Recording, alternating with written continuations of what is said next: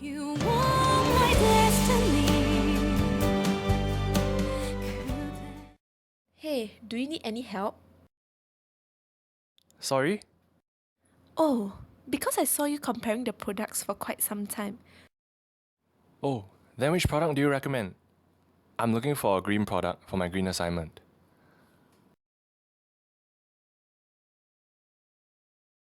Definitely this. Not only their product is green, but their company also engages in socially responsible practices. Oh, but I thought this is green because it has 100% natural essential oil. Oh, really? Look at this. How is this not greener? It is made of 100% natural essential oil and is cheaper. Well, just giving you my advice. Anyway, I have got to go now. Hey, I haven't got your name. Just call me Tia Tia.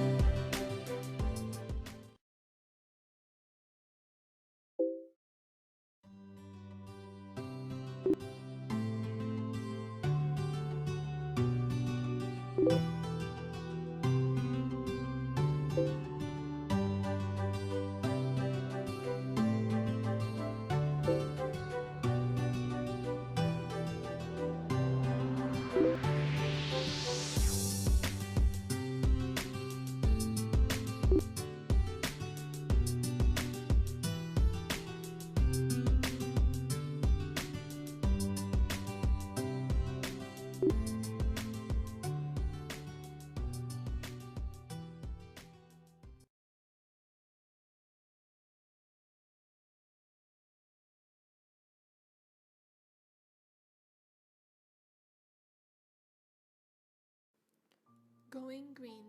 Consumers, companies, cities.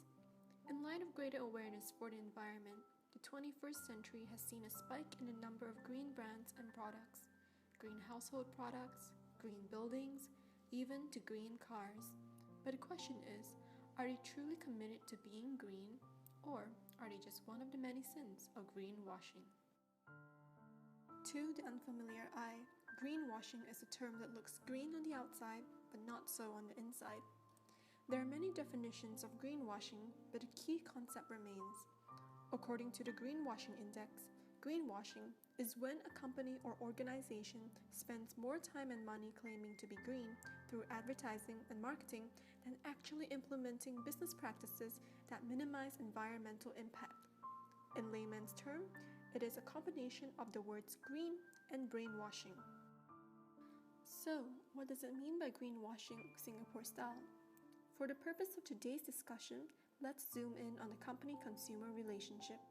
So Singapore style here would refer to greenwashing methods that are catered to the Singaporean market. According to an article from the National University of Singapore, only 20% to 30% of products are being greenwashed in Singapore, as compared to 70% to 80% in the US. So greenwashing does occur in Singapore, but how do companies actually manage to do so? Ironically, the answer seems to lie within mechanisms that are supposed to prevent greenwashing. Exploiting casual consumers. Singaporean consumers tend to look for products that have some sort of proof that the products are green. For companies, this means acquiring as many sustainability awards and labels as possible. There are various eco labels available, including the green label and the energy label. However, simply going for labels is misleading consumers. So, how do we as consumers spot greenwashing? There are 7 sins that should ring the alarm bells in your mind. Sin of the hidden trade-off. A green claim based on a narrow set of attributes but not taking into account other important environmental issues. Sin of no proof. An environmental claim that cannot be justified by accessible supporting information or by reliable third-party certification. Sin of vagueness. A claim that is so vague that its meaning can be misunderstood. Sin of worshipping false labels. A product that, through either words or images, gives the impression of third-party endorsement where such endorsement does not exist. Sin of irrelevance. A truthful claim but irrelevant to consumers who are seeking green products in today's markets. Sin of lesser of two evils. A claim that may be truthful within the product category but distracts consumers from the greater environmental issues faced by the category. Sin of fibbing. Environmental claims that are just simply false. To see how these sins may occur in real life, let's take a look at some examples of both Singapore-based and local companies that are accused of greenwashing. Asian Pulp and Paper is one of the world's largest pulp and paper companies, and their products are widely popular in Singapore.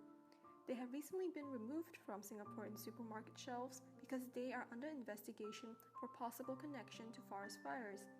Let us take a look at this news wire where APP greenwashing is exposed. A new advertisement by the world's leading paper company is trying to grow some good PR. The Asia Pulp and Paper Company has released a 1-minute ad showing that the company is trying to make up for its destruction of rainforests in Indonesia. We are helping to create a greener Indonesia for our future. The ad claims that Asia Pulp and Paper is planting 1 million trees each day to help with the deforestation in Indonesia. But Greenpeace activists are calling attention to this seemingly good-natured ad, which they say is nothing more than an exercise in greenwash. Rolf Skar is a senior campaigner with Greenpeace.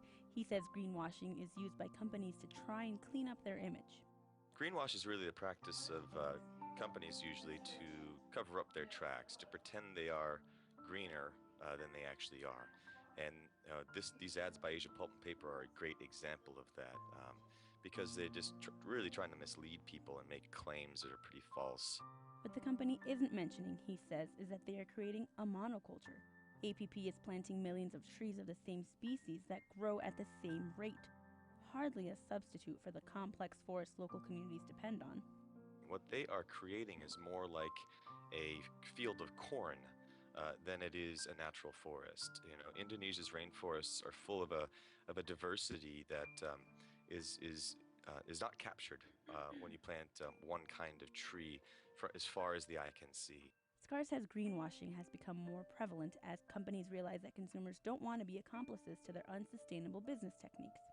We're seeing more and more greenwash these days because companies are learning that people do care about these issues. And unfortunately, some companies, instead of changing their ways, are just trying to change their image.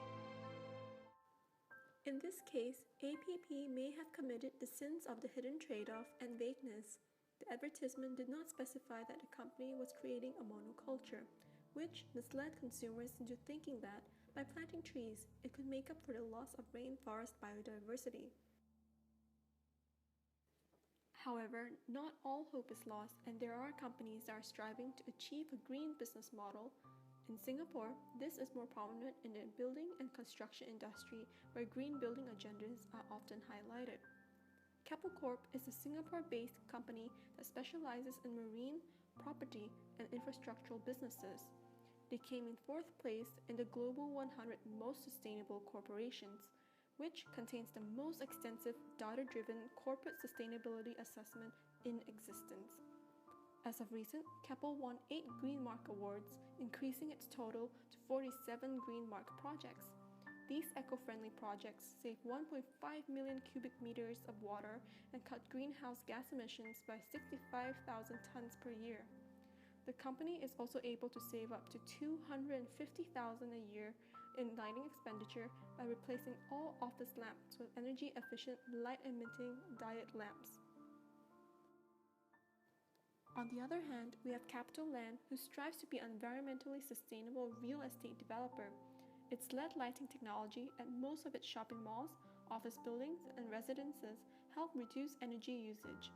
The company also saves up to $106,000 a year on energy costs at Plaza Singapura and $1.5 million on energy and maintenance costs every 5 years at Clarke Quay, thanks to outdoor esplanades that eliminate the use of air conditioning.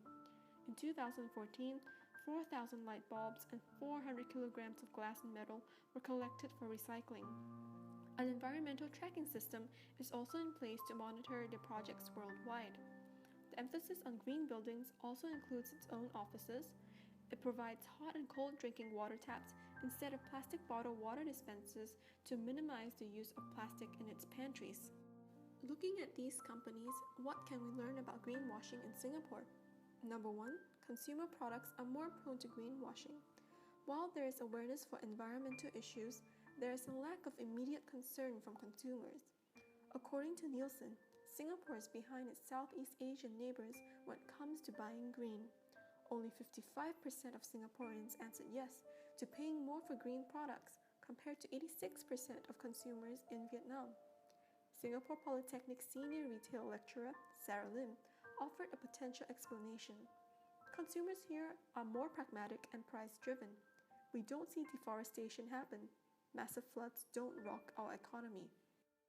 Number 2, it is harder to greenwash in the building and construction industry.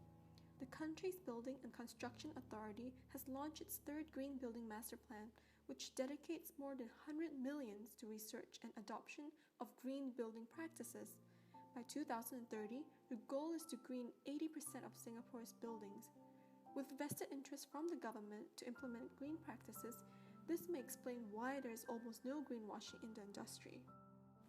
Greenwashing is not something that will end overnight.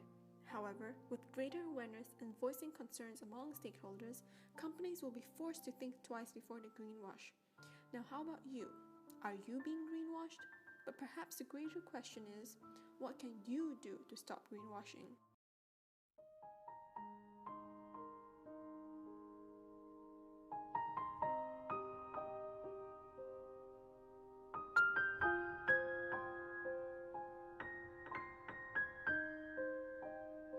I will do my homework, both internal and external audits. Instead of taking the company's words at face value, I will look into their practices. Even the so-called green brands will be subjected to my skepticism. Recycling programs for my clothes? Cool.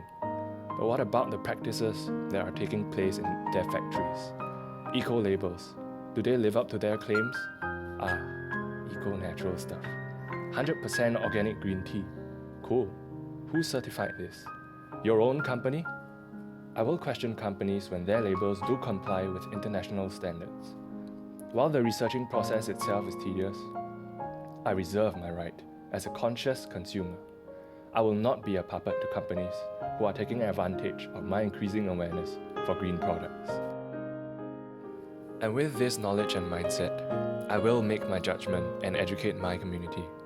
While I may not always avoid greenwashing, I will minimize it through my conscious purchase, as well as the collective effect that results thereafter.